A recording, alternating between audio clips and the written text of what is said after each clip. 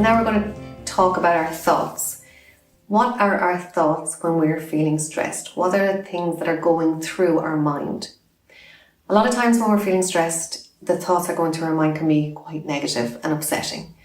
They can be things that are scary, like, what's going to happen with this coronavirus? How am I going to cope? If it's to do with how is my work going to continue on? How am I going to get through any more days stuck at home?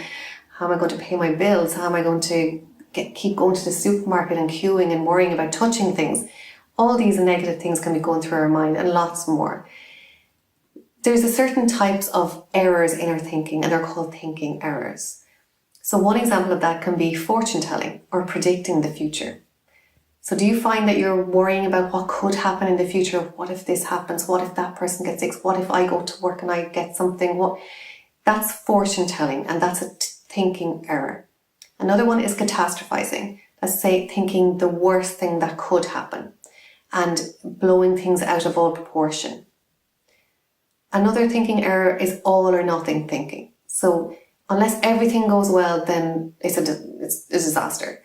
So unless if you're doing something and you're working away at a project at home or managing to go through your day and something goes wrong where you're like, oh, I didn't get that done today, then the day is a disaster. So tarring the whole day just because of one setback.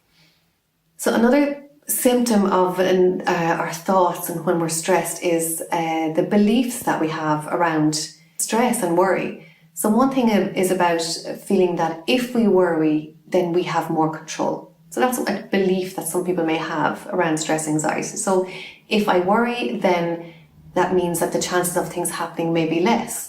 Or if I worry, that means I'm caring more about somebody. Another belief could be around perfectionism. So if you feel like you have to be perfect in doing things, that if you cover all your bases, then that is a belief that way you can control the worry or the possible things that could happen. Another example could be worrying about worrying. So things like saying to yourself, oh, I'm going crazy, I just can't stop worrying, or I'm going to send myself to an early grave with worrying. Another belief that you may have about worrying. I suppose those beliefs are just beliefs. They're things that you feel that are true, but are they true? Does worrying mean that you care about someone? Can you still care about somebody and not worry about them? What would happen if you didn't worry? Do you think that would really change the outcome of the things that are in the future? Another symptom of the thoughts that we have and how stress can affect that is the language that we use.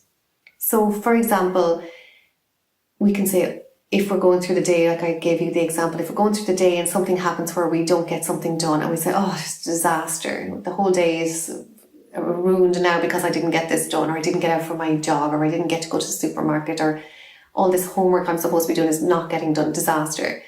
I suppose if you look up the term, what does a disaster mean? Is that actually a disaster? And really, it's probably more of a setback. So using specific language can be helpful, but also can be really damaging if you use words that are stressful and worrying. Other language that we can use is saying, oh, I'll never get this done, or I'm always doing that the wrong way, or this is always happening, or I'm not able to cope with this, it's too much. So those words that we sometimes say and they go through our heads so quickly we don't even notice them can be really damaging and can really make us worry even more. So never, I'm always, all those negative things. So it's really important to be aware of those thoughts that are going through their head. And again, like I said, to try and use in that worry diary to write down what are those thoughts that we're having so that we'll be able to deal with them a little bit better in future. So how to cope with our thinking when we're feeling stressed.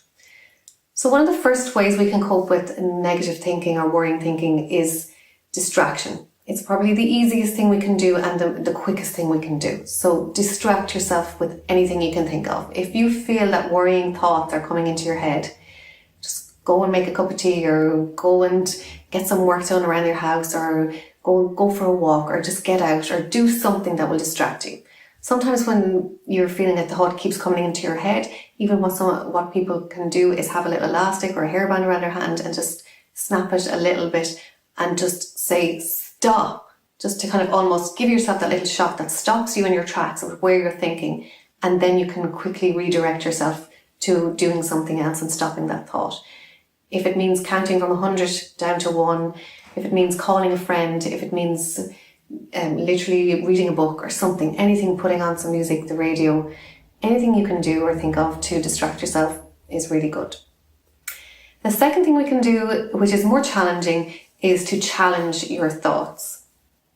And this is probably the hardest thing you can do, because our thoughts are so ingrained in our head, literally, and we can't even sometimes notice what they are. So it's really important to actually say, what is it that I am saying to myself in my head?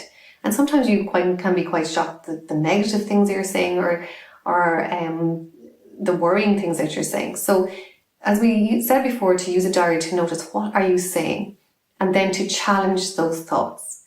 So if you were to use a chart again, like to write out on a piece of paper the different headings. What happened? What was I thinking? What type of negative thinking was that? And is there a positive alternative thought that I could use instead? So the positive alternative thought can be hard to come up with, and it does take practice. It doesn't have to be everything will be great, everything will be fine. It can be just very realistic and very practical. So say, for example, if you were to think, what happened?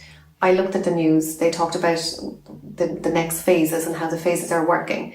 You're thinking, my thought was, oh God, this is never going to end. I thought it was going to happen sooner. When am I going to get back to work? When will I have childcare? When will I have schools? When will I have normality? When will I have family around again? When can I go for food out? Thinking this is a disaster. This is never going to end. It's going on and on. I don't see where's the light at the end of the tunnel. It's really difficult to see that. You're kind of maybe foreshadowing that this is never going to end, or you're catastrophizing, feeling like it's just a complete disaster and feeling hopeless maybe. A positive alternative thought could be, I'm doing my best to keep in contact with them. We're contacting on the phone more than ever.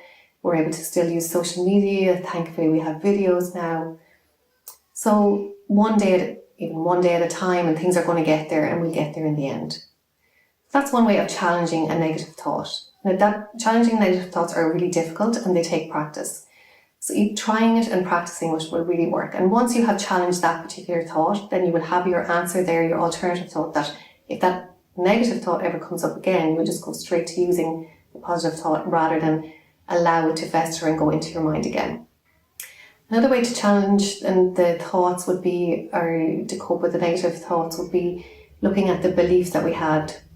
So for example, the belief that if I worry, it really means I care about somebody. Or if, for example, if I think about all the possibilities, then that will possibly stop all those things happening. So just challenging that and trying to see, is it really true?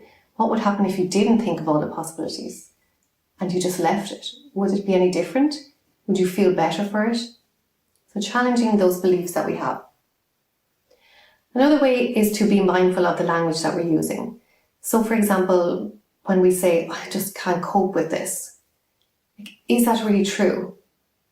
Could you say instead, this is really hard, but I'm doing my best. I'm coping as best I can and I'll get there in the end. Could that be another way of saying it?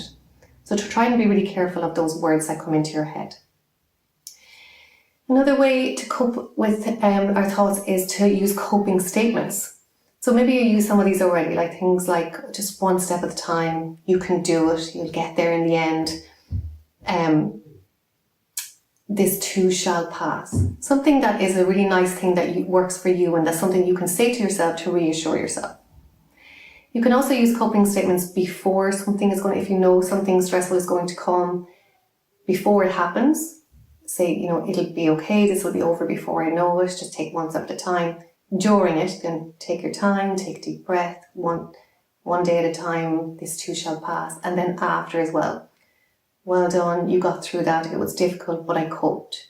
So coping statements or affirmations can be really, really helpful in challenging and coping with negative thinking.